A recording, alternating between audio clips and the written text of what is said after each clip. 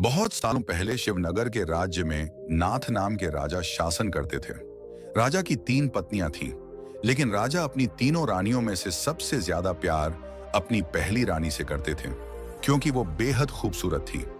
पहली रानी के सुंदर होने की वजह से राजा अपनी दूसरी और तीसरी रानी की तरफ कम ध्यान देते थे। वहीं दूसरी रानी को राजा अपना अच्छा मित्र मानते थे, तो थोड़ी बहुत उस पर ध्यान देते थे। और बच गई तीसरी रानी, जिसमें उन्हें कोई खास बात लगती नहीं थी, तो उस पर वह सबसे कम ध्यान दे पाते थे। राजा की तीसरी पत्नी उनसे बहुत प्यार करती थी, लेकिन राजा को उनका प्यार नहीं दिखाई देता था। राजा हमेशा अपनी पहली पत्नी के साथ ही रहते थे। ऐसे में कई साल बीत चुके थे।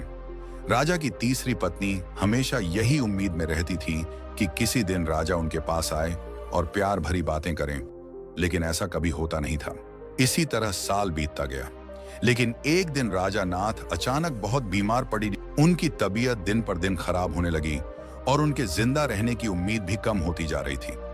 ऐसी हालत में राजा ने अपनी पहली पत्नी को बुलाया। जब पहली रानी उनके पास आई, तो राजा ने उनसे कहा, मेरे जिंदा रहने के दिन अब बहुत कम हैं और मैं अकेले नहीं मरना चाहता हूं। क्या तुम मेरे साथ चलोगी? राजा की पहली पत्नी ने उनकी ये अंतिम इच्छा नहीं मानी और कहा, अभी मेरी उम्र ही क्या हुई है और मेरा पूरा जीवन बचा हुआ है। मुझे अभी और जीना है। मैं आपके साथ नहीं चल सकती हूं। यह कहकर रानी राजा के कमरे से बाहर चली गई। उसके बाद राजा ने दूसरी रानी को बुलवाया। राजा की अंतिम इच्छा के बारे में जब दूसरी रानी को मालूम पड़ा कि वह मरने वाले हैं और अपने साथ अपनी बीवी को ले जाना चाहते हैं, तो इस वजह से वह राजा के पास ही नहीं गई। राजा अपनी दोनों चहेती रानियों से बहुत निराश हो गए। उन्होंने सोचा था कि मैंने कभी अपनी तीसरी पत्नी को प्यार नहीं दिया, न बात की उससे, अब उसे मैं कैसे बुलाऊं? राजा ऐसा सोच ही रहे थे कि तभी तीसरी रानी बिना बुलाए वहां पहुंच गई।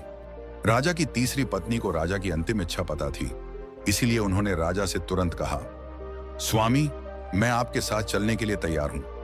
रानी की बातों को सुनकर राजा बहुत खुश हुए, लेकिन खुशी के साथ उन्हें बहुत बुरा भी लगा कि उन्होंने कभी अपनी तीसरी रानी को समय नहीं दिया, प्यार नहीं दिखाया, लेकिन वही मुझसे बहुत प्रेम करती है।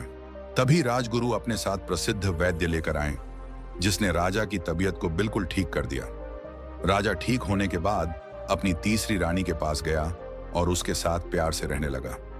अब राजा हमेशा तीसरी रानी को ही अपने पास रखता था और दोनों महल में अपना खुशहाल जीवन बिताने लगे।